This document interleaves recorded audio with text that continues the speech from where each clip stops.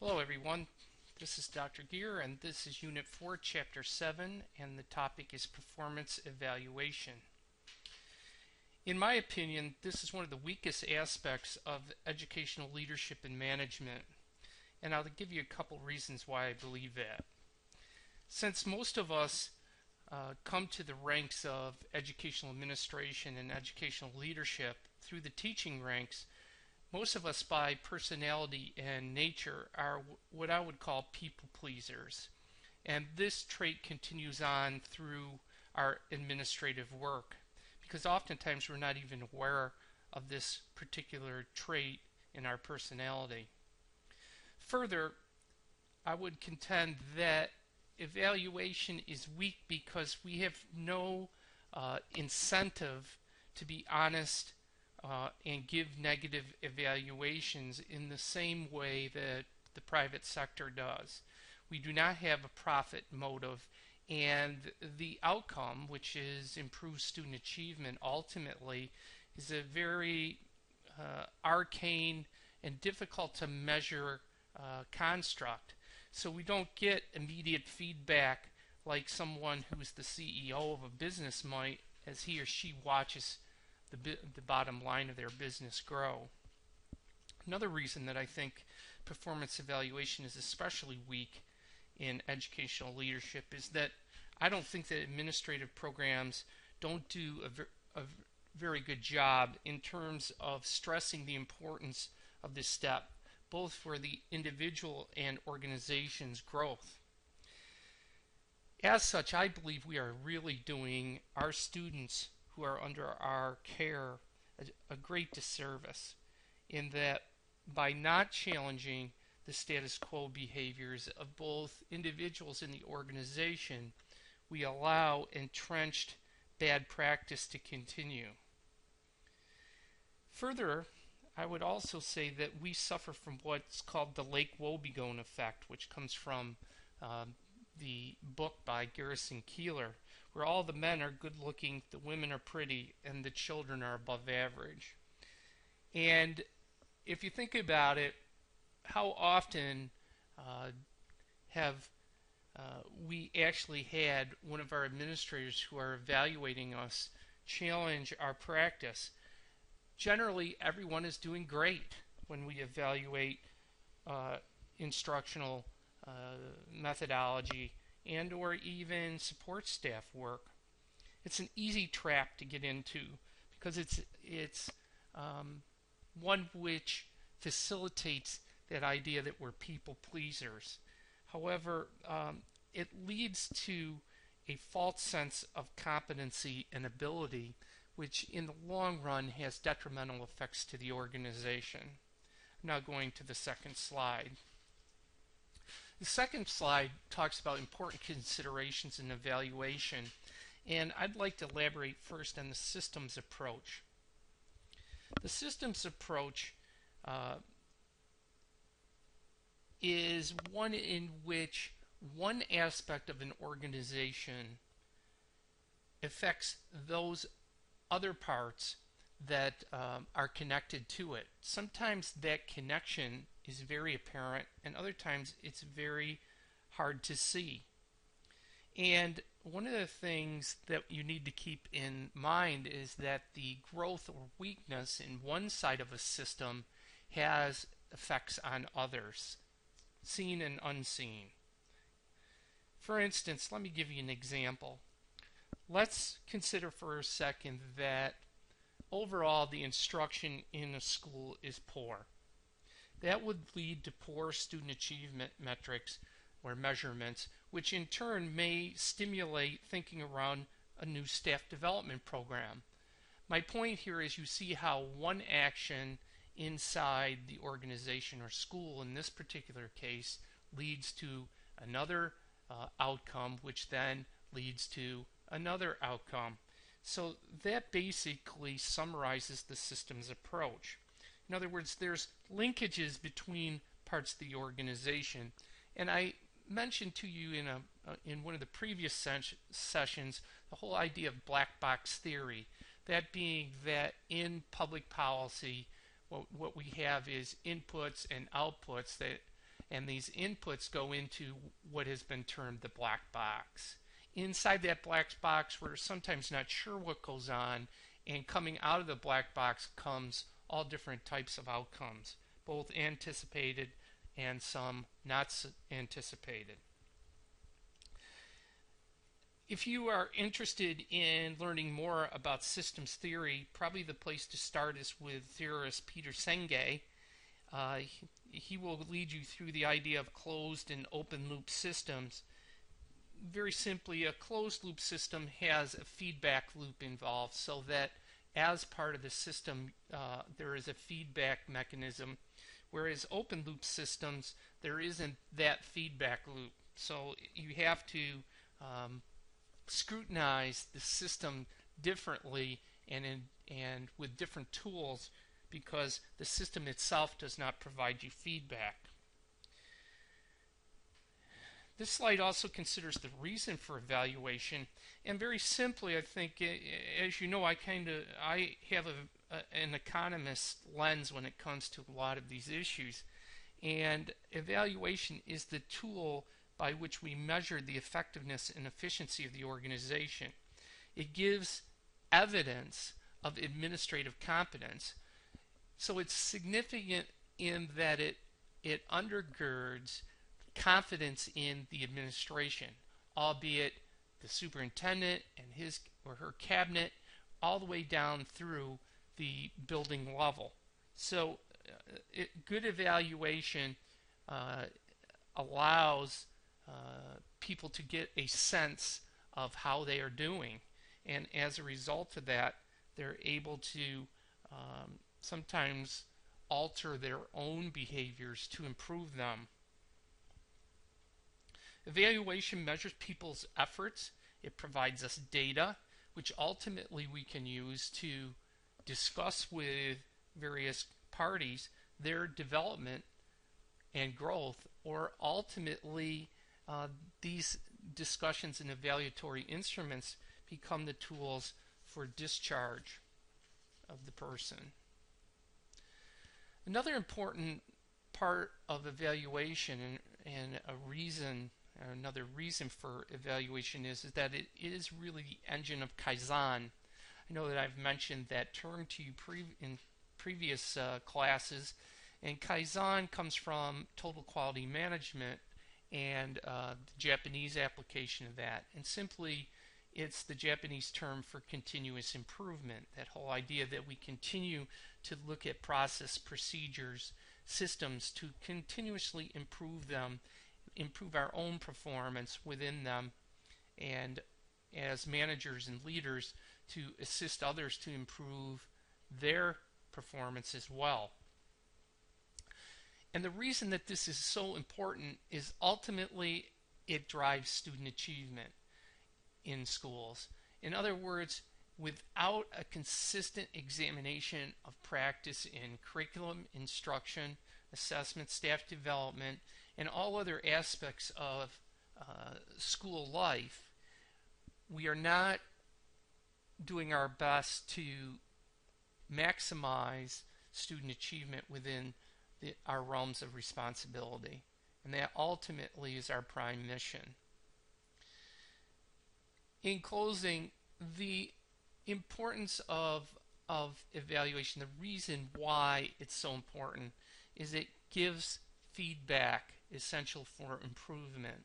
Without feedback, we have no sense of where we stand in terms of the system itself.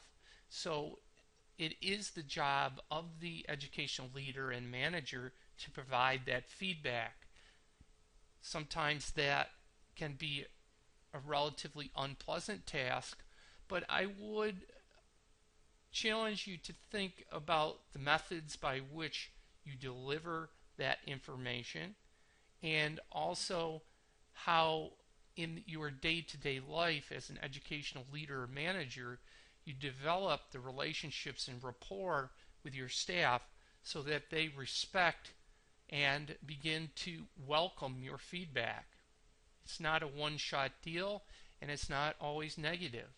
So feedback goes something like this. I've found this to be a pretty good rule of thumb in terms of giving feedback to people, all the way from students to coaching to working with employees, is that I call it the 10 to 1 ratio. For every negative sentence or negative piece of feedback you give someone, you have underscored their positive aspects with 10 positive reinforcement statements. That's a lot of work, but I believe it builds the type of environment by which people will embrace your criticism and make strides to try and implement it.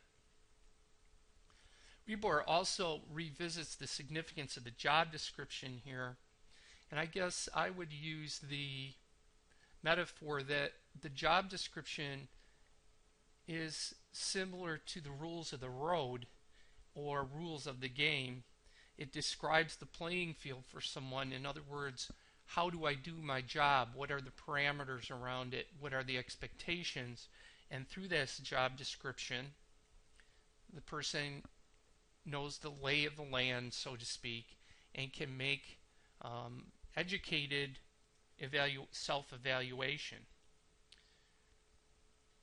Another aspect of having good job descriptions is it is the tool by which you compare and contrast evidence of performance with the job description to make decisions around the competence of the employee. I'm now moving on to page 3, and I'm going to elaborate first on the development of a performance evaluation process. And I would contend that as an educational leader, this is a prime opportunity for collaboration with your staff. Going back to some of the theory that we have learned previously, theory Y and theory Z about worker behavior, one of the things that theory Z contends, and that's William Uchi to remind you of the theorists, is that who is better than the person who is doing the job to provide input into all of the process procedures, and in this particular case, the evaluatory instruments. This is the person who's working closest to the task and has the best understanding of when that task is done well or when it is not. So, in conclusion, what that means is you have an opportunity to pull together a team of some of your most competent people in whatever part of the organization you're dealing with, albeit instruction, albeit maintenance, and working with them to build, sometimes the first step being a job description, but oftentimes now how do you evaluate that job description and how people are fulfilling its components. One of the things that this does is it gives the employees a sense of ownership of the process and a feeling that they are being valued by the leadership, and that this is the area where we often talk about teacher leadership. When teachers work in environments such as this to develop for the evaluation instrument, that's a classic example of teacher leadership at work. The benefit of having this type of structure is also these people who work on this evaluation process thoroughly understand it, can articulate it to their peers, and serve as champions because they have ownership of it. Just a few notes on instruments of evaluation. I can't stress enough to you the importance that they are well constructed with lots of thought into them about how they can capture what is going on inside somebody's job. So this takes some consideration. Again, This is a place where the people who are doing the job can give you feedback and oftentimes can give you benchmarks by which you can judge whether or not a person is competently achieving the outcomes of his or her job. They need to be concise, they need to be easy to use, and they need to become public in that people can then understand what the criterion are by which he or she is going to be judged, much like the use of rubrics in the grading process.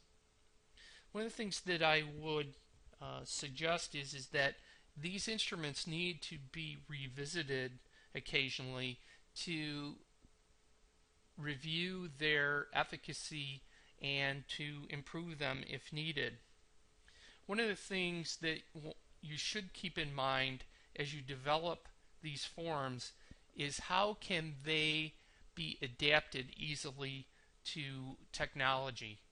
And this is going to be an area that continues to grow, and the use of various tools will be adopted and stored inside various databases.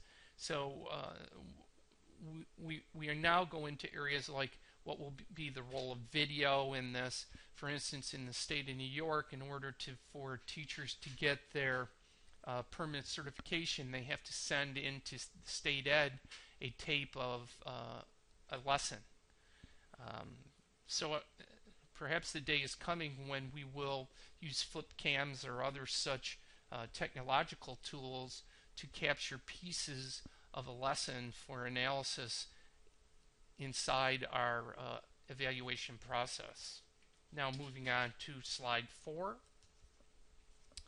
And this deals with the termination procedure. ReBoard talks a lot around terminating the employment of tenured teachers, which obviously in South Carolina has a little bit different color or flair to it since there is not tenure. However, I would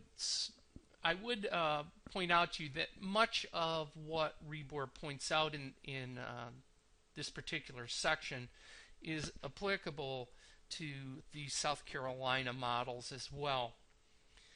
A couple of things that I'd point out is note the intricacy of the paper trail that is involved. This is very important in that it provides protection both for the employee and the employer. For instance, for the employer, it gives evidence that can be used to support a case against accusations of discrimination or a lack of due process in the termination procedure. Through this paper trail, the administration demonstrates that they have recognized the rights of the employee, oftentimes showing lots of warnings that their conduct or job performance is not acceptable, and also has provided opportunities for the employee to improve performance. However, in cases where there is imminent physical, sexual, or mental conditions that make the continued employment of the person certainly a problem, you need to make sure that you're working very carefully with human resources and the school attorney. One of the things that you oftentimes will see in the media is an almost accusatory type of tenor to stories around school employees who've been placed on leave with pay. That is part of the due process conditions, in that we have to continue to remember that even inside the employment situation, people have the rights of the Constitution, and that is one is innocent until proven guilty. So that's why someone is put on administrative leave with pay. Now, there are some exceptions to that, and that certainly will be gone into some detail in the school law course. One of the things that you have to keep in mind that there are court cases around employment employee relationships in which that relationship is seen as a property right of the employee. So that is why this due process issue becomes so important, because in effect what the employer is doing is depriving the employee of a property right. So there needs to be a demonstration of due process before that occurs. And again, when faced with situations where you believe that termination is the outcome, this needs to be a process. You need to be talking with HR and your school's attorney, whatever form that takes. I'm now going on to page 5. This is around developing termination procedures, and the first thing that I would remark about that is that a resignation is much better than termination for all involved, both the employer and the employee, in that it is oftentimes a way for the employee to, quote, save face and walk away from dignity. So rather than saying that he or she was discharged, terminated, or fired, they can say, well, I decided to resign, it wasn't a good fit. And one of the things that I would say to you is that this is some of the toughest work you will do as an educational administrator. These are the things that will keep you up at night, and if you don't lose sleep about terminating someone, I challenge you that you haven't thought it through carefully enough. This is a very, very important decision in that it tears at the cultural fabric of your school. It costs money. It is egg on the face of the whole organization in that someone brought this person in. So you have to work hard with someone to hopefully provide him or her with opportunities to improve his or her performance to the point where termination is not necessary. If you've done the proper steps and you've worked very hard in terms of trying to improve an employee's performance, most likely he or she is not going to find the termination a total surprise. And as such, a couple of tips on that meeting when that is going to occur.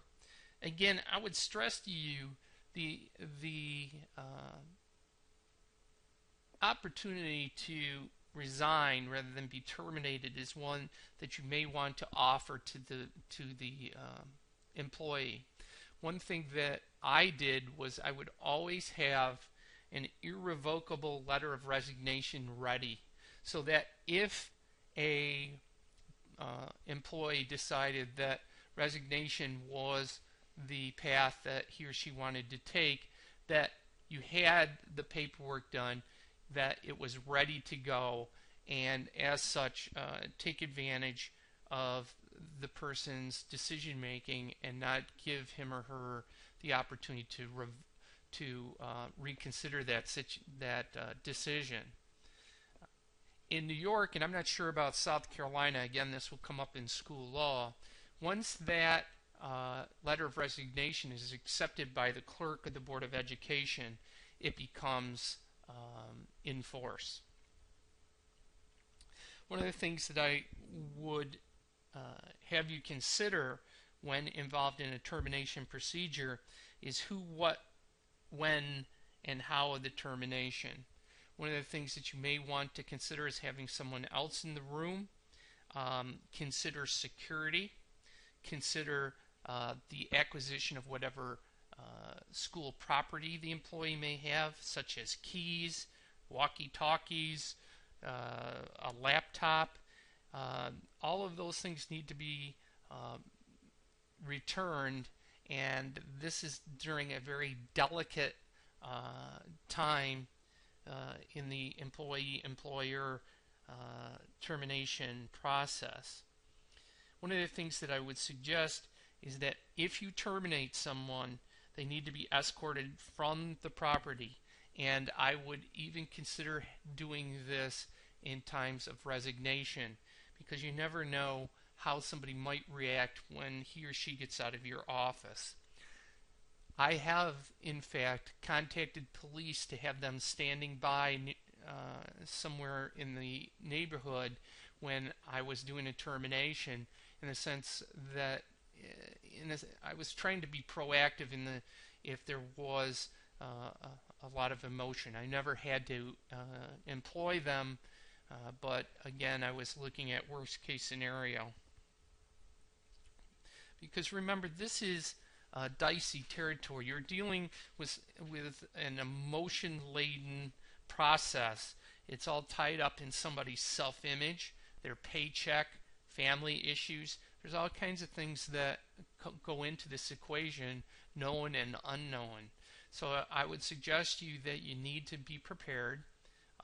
Generally, I've never had one go really bad, but again, it doesn't preclude that it couldn't. So I would suggest to you that you need to think through it very carefully and lose some sleep over this decision, because it is so important to both the organization and the employee. And I would suggest to you that if you do a termination correctly and you have done everything you can to help this person improve his or her job performance, that the termination procedure will go well. And I've actually had people thank me at the end of this process. I'm going to page 6. Again, humane considerations, or I'm on 5, I'm sorry, developing termination procedures. Again, humane considerations, when and how you do this, the setting, who is involved. Those are things to think through very carefully. Now I'm going on to page 6, technology and performance evaluation. Rebor mentions the use of personal digital assistants, PDAs. There has become some widespread and popular use of these tools in order to document teacher behavior and evaluation situations. It's an attempt to quantify the behaviors associated with teaching. However, I would pose to you that much of this is still a judgment call and a human process. When dealing with the evaluation of employees, I would suggest you that as you become more experienced, you need to trust what your, quote, gut is telling you. Moving on to page 7.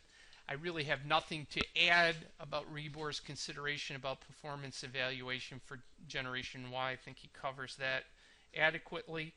I would remind you that the Unit 4 quiz is tomorrow. It will be available from 3 p.m. to 12 p.m. I will be opening up that window. I have had feedback from a number of you that you would like a longer time period to complete those quizzes, so I will open up that window for 25 minutes. And with that, I'm done with this lecture.